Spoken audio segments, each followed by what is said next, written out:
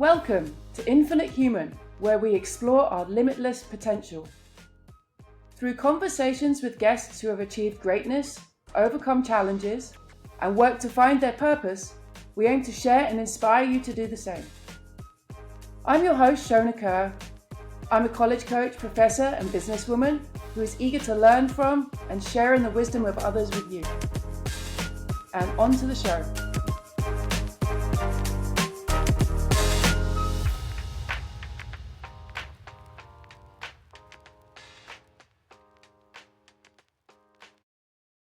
Welcome, and thank you for listening. Firstly, a little bit about me and about the show. I'm your host, Shona Kerr, and I'll be interviewing a vast array of people with the aim to inspire and motivate you to do just one more thing, to make yourself better or to make others better, and to just take that first step in any area of life you've been contemplating. Infinite Human is a show designed to explore the many things that humans are capable of and can achieve, and to share exactly how they did it. This could be amazing feats of accomplishment or battling through some of life's hardest challenges. I'm from London, England, and currently reside in Connecticut, USA. There are many similarities and many differences in what I left behind at home and how life presents itself in the US. These comparisons are always fascinating to me, and I look forward to sharing and comparing notes with my guests. For some background, I grew up with squash playing and squash socializing parents, which meant the local squash club basically became my home, of which there was one in every town. For those of you not familiar, it's a racket sport played inside a court with a small rubber ball. Two people take it in turns to hit the ball against the wall, and it's much like racquetball. Squash and playing musical instruments became my safe havens as a child, and where I excelled.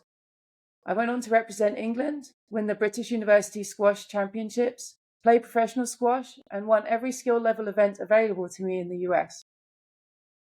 After completing a music degree in the UK and some failed job attempts, I arrived in the States 3 weeks before 9/11. I spent my last £20 on 2 suitcases and moved country to start a college squash coaching job. I'm still coaching college squash, albeit at a different university 23 years later. This span of time has seen many ups and downs for me along the way, with some significant challenges in the last decade. The gift of these dared me to grow and evolve as a human, and I look forward to sharing these as episodes unfold. Now knowing that obstacles can be overcome and be used as great tools of progress, I want to explore how far the human spirit and ability can go. What I do know is none of us can get through this life alone, and I look forward to bringing and sharing many fascinating guests with you. In the meantime, I would love to hear what you'd like to know more about, whether that be me, my guests, or a whole topic area you'd like us to address. Maybe you'd even like to be a guest. Please reach out, let us know. Today's guest is Chris Karges. Chris is a senior professional pickleball player, which means she's over 50. She is someone I got to know through owning a senior pro pickleball team, Austin Ignite, who play in the National Pickleball League. It became clear that drafting Chris to the team last season was the best decision we made, and she's back on our team for a second year. Chris also plays many tournaments throughout the year, including the US Open in Naples, Florida. And she's going to be telling us a little bit more about that later. Chris's story began as a tennis player, and an extremely good one at that. She went on to play college tennis at the University of Kentucky, and then went on to coach college tennis at Purdue University with great success at both. As she found the sport of pickleball a number of years later, she had her own battle with breast cancer, which we'll discuss. She finds herself now healthy and one of the top senior pro pickle players in the world. I hope you enjoy getting to know Chris and are inspired by her journey.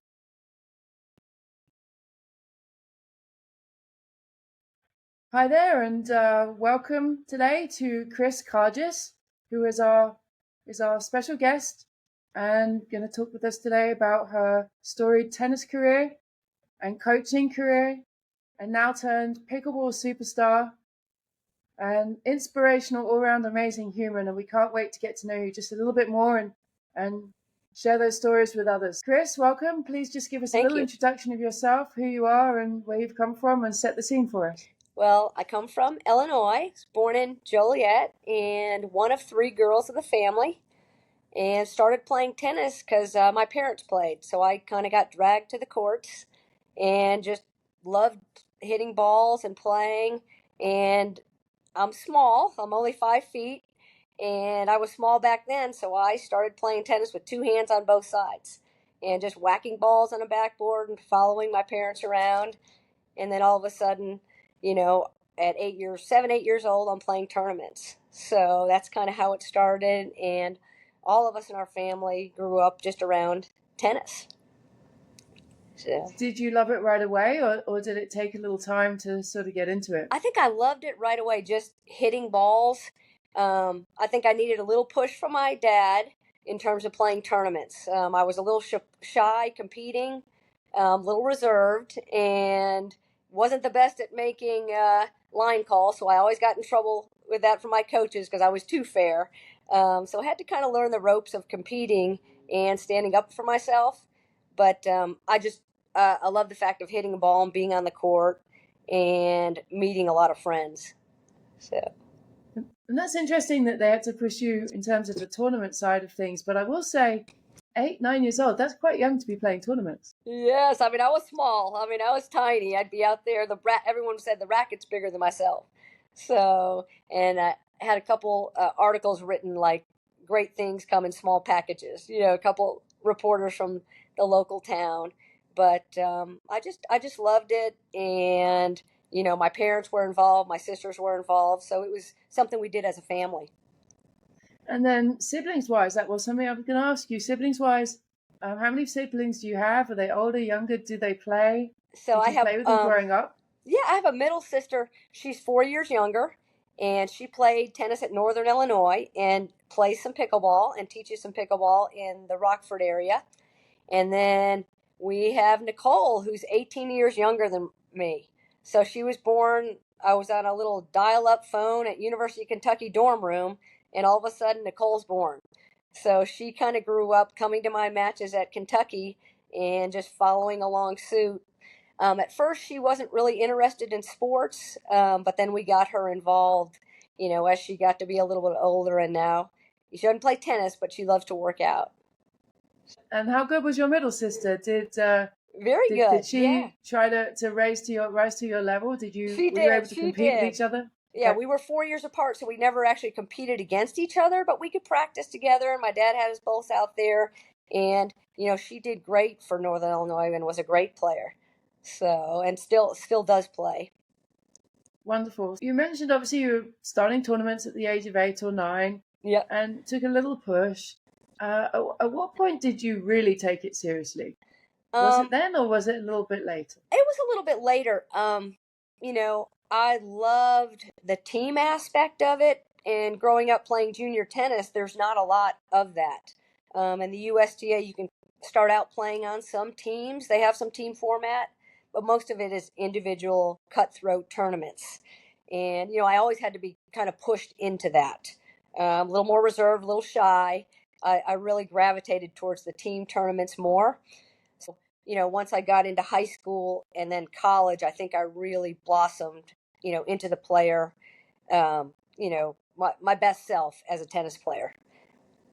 That is fascinating that you felt more at home with the team format than the individual, Absolutely. and people Absolutely. definitely differ on that, which is obviously ironic, and we'll get to it a little bit later. But the way obviously I met you was in a pickleball team, and Yes.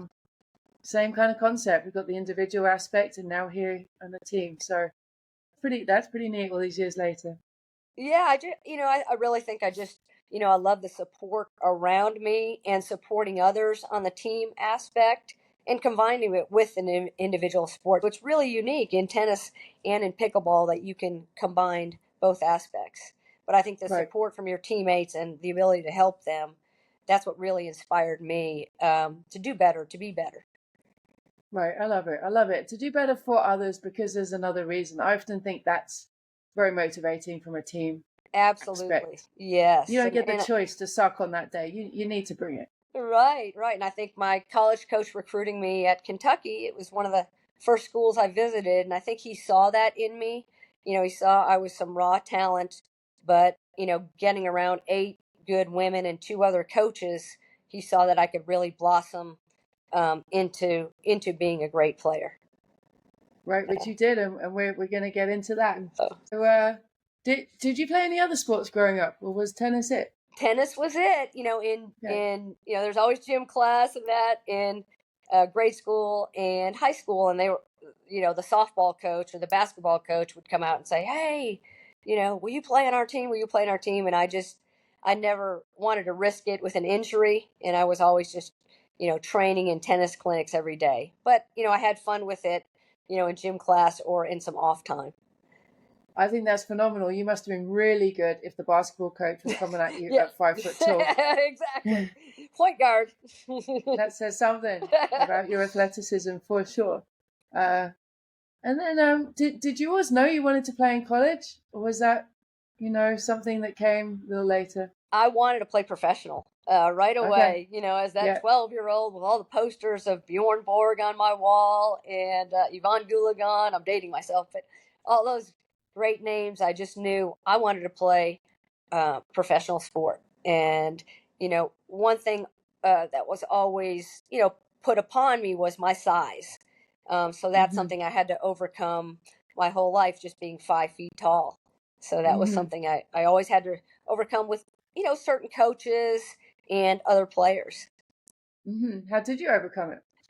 Just I think by being mentally tough and being smarter, learning how to play the game, and not get overpowered. So I had to really have a great vision of the court, and my fitness had to be pretty high. Yeah, I'm sure. And I've for the time that I've known you, I've seen those court smarts in action, and that is no joke. Yeah, I wish I could have seen you play tennis more, because that would have been phenomenal. Yeah, and I think it just made me. I'm competitive naturally, but I think it made me even more competitive just knowing, hey, I've got to really be in this focused and competitive just to overcome that slight size. Yeah, no, I full respect, and again, I think it's worked for you. You've made that happen. You found the way to do it, and that is Yes. inspiring. It doesn't matter. It can be done, right? Right, right. So you headed off to Kentucky. Yes. And how was that to integrate and be part of that whole new universe for you? I mean, I loved it. I went on my recruiting trip, and we sat like front row in Rupp Arena, watched a basketball game versus Indiana University, and I was like, I'm in.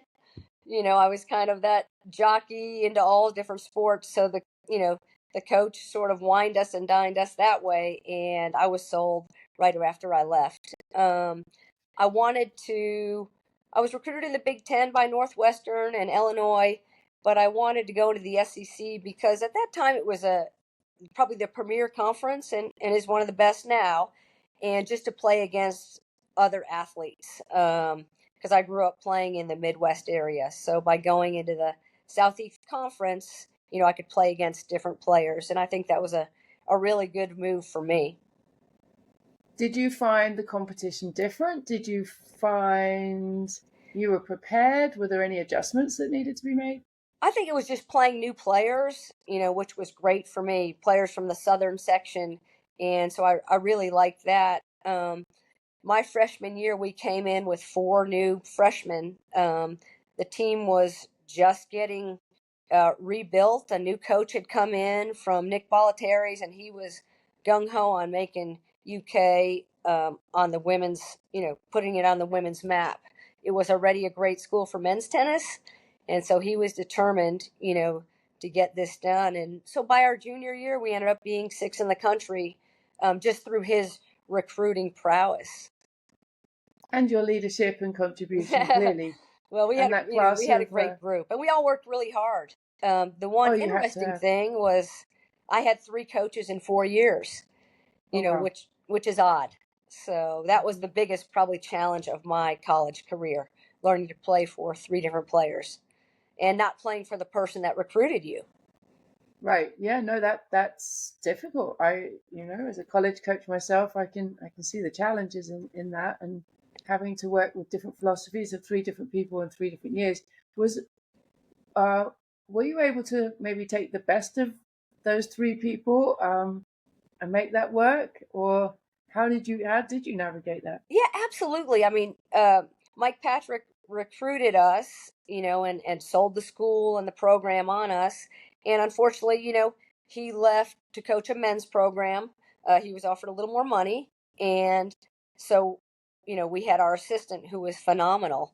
And then we went on to another coach. But it hurt at first, Mike leaving, because we had Mm. this grand plan of building this great tradition. But we all adjusted. We all, a couple of us looked at transferring, but we all got together and said, "Hey, if we stay together as a group, we're going to be great. So let's just do it together." And I think that was a great decision for all of us. Well, So they were lucky to have you, and I know those leadership skills came into play, and you would have been integral to keeping that group solid. Are you still in contact and friends with those first years that you started with? yes, and actually my coach Mike, he actually went on to coach at University of Tennessee, the women's team, and he is still in Knoxville. So we go out to dinner monthly, and we are still Oh, great that's wonderful. friends. And I keep up with a lot of the people on the team. So we have a great bond. Yeah, definitely. And that's great to hear. And I do see it in my little world, college coaching. People become friends for life, and it's such a Yes. special time. What were some of your favorite memories from your college playing years? Um, Gosh, just the old van rides. Back then you're getting a 15 passenger van, and I remember one day Mike said, "We're driving from Kentucky to Niagara Falls." Right, and that's quite a trip to play Syracuse. So just those bonding, those 12-hour, 13-hour van rides, after you play a match or before, and just bonding with everyone on the team and the coaches. They were human back then. Now sometimes, the coaches travel differently, but we were right in there with our coaches. Mhm. So just some great memories of traveling to tournaments and those long van rides and coming home, and that those are great memories for me. Any big wins that are notable that stick with you? Wow, I mean, I think it was my very first SEC tournament at University of Georgia, and back then, you played if it gets to 6-6 in a match, the tiebreaker, you play just to 5 points. So we were tied 6 games to 6 in the third set, and 4 points to four, and the next point wins. It's not win by two, Oh my. and I was able to win that match, and we were able to go to the finals of the SEC championship. So I still remember that almost to that point. That started as a freshman, so that's a great memory Wow. of mine. I bet you can still play that point Point.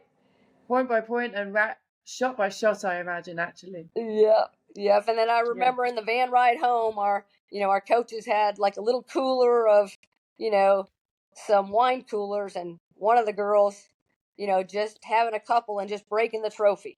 So that's another funny memory there. They don't do that anymore, that stuff. No, But yes, no. yes. Those were the good times. Uh, so and you maybe won't bring this up, but you were a three-time All SEC pick, Yes, and I believe a two-time SEC conference winner, yes, if I have that correct. So how was correct. that, winning the conference not once but twice? So it was great. It was back then they did it individual. So you had 1 through 6 in the spots, and in the conference tournament, you didn't play team against team.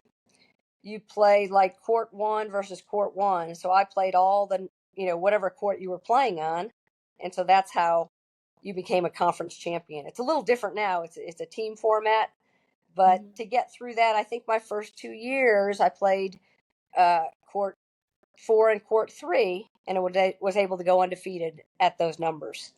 And then the That's same thing incredible. in doubles at a higher number. That's So incredible. yeah, That's just. I mean, it's difficult. It's difficult to compete, period, and to have that level of success. And uh, at 5 foot tall on the tennis court is just, again, it's inspiring, and it shows when people say, "Oh, I can't do that." Yes, you can. Look what yes, Chris did. yes. And I remember growing up because I was small. I had played with two hands on both sides, which is unusual. And I Yep. remember my dad taking me to certain coaches, and one well-known coach said, "There'll never be a champion that has two hands on both sides. And then after that you have Monica Seles, and there's a few more to follow. But, my dad didn't take his advice. We didn't try to change. We just stuck with it and plugged along and worked through that process. So I'm glad about that, that he believed in me that way. Absolutely. That's phenomenal support from your family. Yes. And there's many ways to do everything, and it's kind of cool when somebody finds their niche and makes that work. Right. But having seen you play pickleball, I do not see both hands on both sides all the time, for sure. You need that long. Yes, this is true. That's true. That's true. How did you find pickleball all these years later?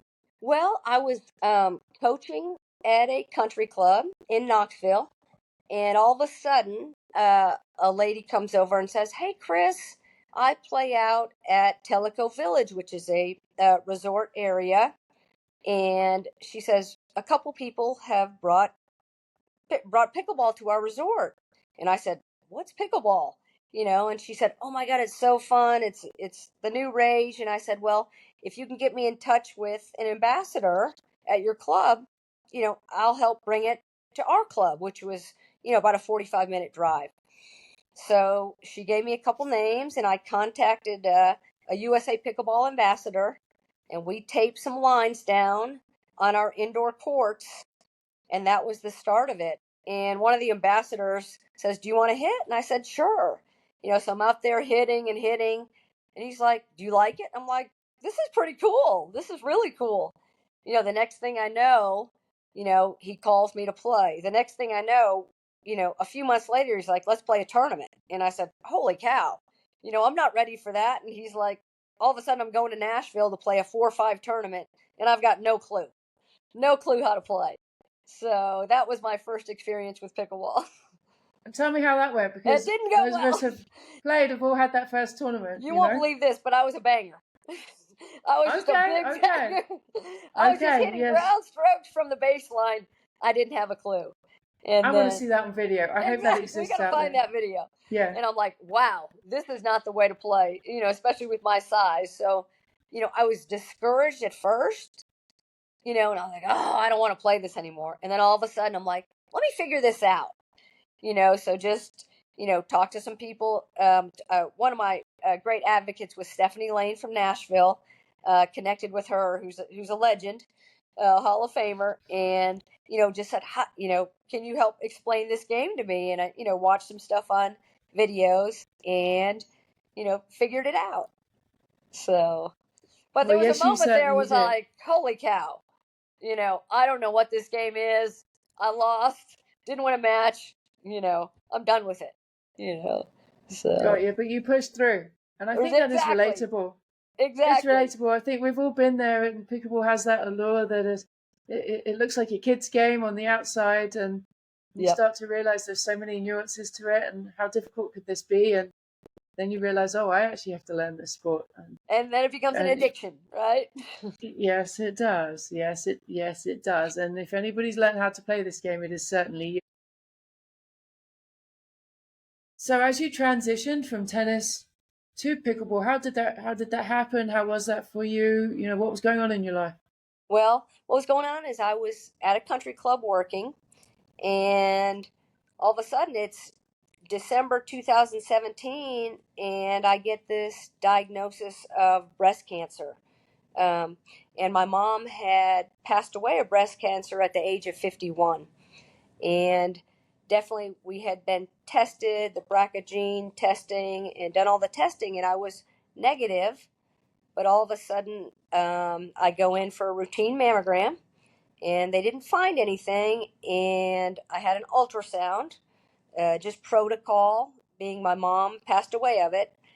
And I had an incredible doctor, and I feel like I wouldn't be here unless she took the time to look at that ultrasound. And she said, "Chris, I see something. I'm not sure what it is." And the next day you find out and you get that diagnosis. And, wow, that was earth shattering to me, because I was, here this tennis instructor transitioning possibly to pickleball and doing both, and all these busy things going on. And all of a sudden the world stops. I remember going to the doctor and saying, you're going to have this test tomorrow, and then on Monday this test. And I said, hang on, I have to check my appointments. I have to work.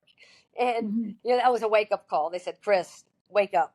This is first in your life. And that was a real wake up call for me. And just getting my priorities straight and understanding your health is everything. And your health is number one in your life. So that really put things in perspective for me. And I was able to catch it early. Thankful to my doctors, and had a lumpectomy and worked through that, and then was able to continue teaching, and then started my passion for pickleball. So interesting that sort of segmented your tennis to pickleball journey, or it came at that time. Yes. What was the hardest part about that for you? About the breast cancer, about the Yeah, diagnosis. yeah, the diagnosis and the treatment and going It through was just that. the fact that I had seen my mom go through what she had gone through. They caught it very late with her. It was stage 4 by the time she caught it. She had an older doctor, and she felt the lump herself. And then, of course, at this time, my youngest sister, Nicole, is 10 years old, when my mom gets this diagnosis. Yeah, So wow. it's very tough on the family, and especially on Nicole being 10 and your mother gets that diagnosis. So for me getting that diagnosis when I did, it just brought back memories of how tough my mom was and how much fight she had. And, I was with her every step of the way. And it went from she got it in the breast, then the liver, and then the brain and the bones. And just seeing her fight through that, I feel like it makes me the person I am today. Yeah, that's got to be incredibly hard, and to have seen it and then receive the same diagnosis, and thank goodness they got you early. Yes. Um, and I'm sure you have messages for us other women out there in making sure we don't go through that. Yes. Get checked and make sure you have a great doctor. And I think that's why Nicole and I have a great bond right now, my youngest sister. I was like a mother to her after that. Um, she ended up, helped her out, and she ended up going to college where I was working. So we have a great, great bond because of that. And I appreciate you talking about it. And Yes. you were a great representative at the National Pickleball League Championship weekend when it was in October, and they did a really very nice breast cancer Yes. awareness event of which you were front and center. We appreciate you doing that and continuing to advocate for good treatment and advocating for yourself to get treatment and being checked. So just thrilled you're here to speak about it and compete. Great. Obviously, you've gone on, and just recently we had the US Open in Naples, and you had some wonderful success down there. Yes. So, how was that? How was that week for you? It was a great week. I love that tournament. And my first probably major tournament was probably 2018, playing the U.S. Open, and I played with that ambassador. We played in the 4-5 mixed doubles, and we got a bronze. And I thought, like, I had done it, right? 4-5. I think we played. I'm not sure the age, but we got a bronze medal there. And then all of a sudden now, looking back, I'm getting to play on that stadium court or Zing Zang court. And I look back to 2018 when I was just happy to be there and look at that court. So it really came full circle for me. But I had some great partners this week. Started off with Martina Frantova, and we played the year before. And she's a wonderful human and improved so much. And we ended up getting to the bronze medal match and had a great match. She pulled a muscle in her back, so she could not hit any backhands, but we toughed it out, called the trainer, and she toughed it out and ended up losing the bronze. But they played a great match. And then next thing you know, the next day I'm playing with this 20-year-old hotshot, Eric on Scenes, who is Jaime's son. And I was going to play with someone from Knoxville, one of the pros here, and he wasn't able to make it. So I contacted Jaime and I said, hey, would your son like to play? And here we are. And we just had a great run through 12 matches and made it to the bronze. And he really made a name for himself all over social media. He probably hit 20 burts the whole match, but he was a joy to be on the court with. Great energy, a great fighter, and we were just having fun. And all of a sudden, 10 matches in, it's starting to click. So we had a great run there. And that was fun to see you guys out there. And for those that are not aware, these two draws that Chris is mentioning are split age draws. One player must be over 50 and one player must be under 50. And it was incredible to watch you with Jaime's son there. He's Eric, right? And he's probably what 6'3" or 6'4", and here I'm 5 feet. Least. So at least. It was like Mutt and Jeff on the court out there. Well, one could look at it another way. It balanced, right? Yes, you got it covered, and boy, he covered a lot of court, and a lot of territory. I think he's going to be a massive fan favorite. Very entertaining to watch. Very entertaining. Great. So energy. it was cool to see you both out there, and then you had your great run in the mixed doubles with Dave Weinbach, who is an Austin and I teammate, and we had played a bunch of tournaments together, and we usually did really well. We usually medaled. We get along, I think, because of our energy. He's very high energy, and I like that, out of my partners on the court, and I can kind of calm him down and stay grounded. And we just both want to win so badly. I think that really drives us. And he's very intelligent out on the court. Obviously, he's got a ton of experience, and I love that about him. And we communicate really well out there. So we had a great run, beating Gingrich and Bagby, who were the 1 seed in the semis, and then getting to the finals and losing to Jaime and Lee in a very entertaining match. But we had a great run out there, and thoroughly enjoyed playing with Dave. And he is, a fan or a crowd favorite, I would have to say, at the U.S. Open. Oh, very much. Yes. People are lining up to say hi. And I will say he could not have spoken more highly of you in your win against Gingrich and Bagby. He really did give you all the credit. So, and well deserved for sure. What is it? Well, what is it like? So, the U.S. Open, it's held at East Naples Community Park. There are 64 or so pickleball courts there, which is just expansive, and one beautiful covered stadium court called the Zing Zang Court, and it's Pickleball Channel, I believe, broadcasts that court throughout the tournament. What is it like playing on that court? I mean, there's got to be 500 people when it's full, and of course, goodness knows however many watching live on the Pickleball Channel. So, yes, what is that really like when you're out there? Fortunately, I love that. I love that atmosphere.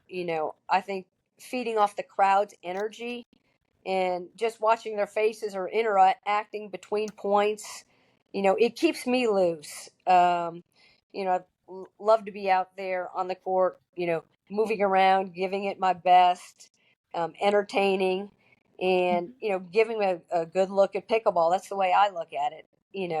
We're doing it for the fans, and we're giving them a great product. It's very, the one thing about playing in there, it's hot. It's very stifling, in there because it is covered, and it's hot and humid. But, just remember to breathe and that sort of thing out there. And, but just feeding off the crowd's energy, I think, is what really helps in that atmosphere. And it's a cool time of year to see all the Chris Karges outtakes and clips and highlights that get posted from that video footage, and that's always wonderful to see too. So clearly you do thrive in that environment. Super fun to see.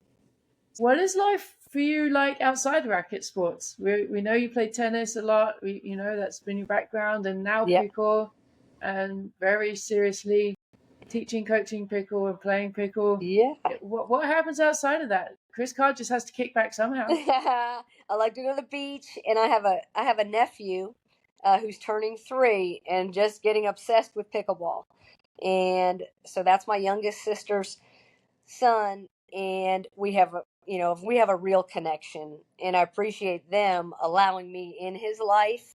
So we have a great connection there. So I like to spend a lot of time. I'm going there this weekend to hang out with them, and the other thing is just starting a new club in Knoxville. It's called Premier Pickleball of Knoxville, and so we will be opening that in September. And that's something I've always wanted to do, is kind of lead a charge in pickleball in the area, and be able to bring some maybe exhibitions, a higher level of pickleball, and some tournaments. And I've got a great partner in that, and his name is Tito, and he's a 30-year-old great player, and he's going to help me run the junior program. So we're really looking forward to getting junior pickleball started in the area also. So kind of that's next on my list in terms of just bringing this to life. It's been a 2-year project, just building it, and it's in the city. So that's kind of what we're working on now, and we're really excited about going forward. Tell us about the club. What does the club offer? How many courts does it have? What can people So expect if they're in the area? our first phase, it's in the city, so it'll be the only pickleball club in the city in Knoxville, and we have 6 courts. We're doing them in blue, kind of like a PPA color blue, and they'll all be individually fenced, and we'll have a good area for spectators. And the covering is called Clear Span, so it's an iridescent covering that covers the whole court, but it brings a little more light in. So that's our first phase, and then if it does really well, we've got plans for 12 more indoor, and a food, beverage, the dining, the babysitting. So that's our grandioso plan if we can get this off the ground first. So we're really looking forward to just bringing this to life to Knoxville. Well, congratulations, and I have every confidence it's going to put Knoxville firmly on the map, and we'll all be wanting to come and hopefully we have an NPL event there. Absolutely. I mean, that we should make that happen. We should make that happen.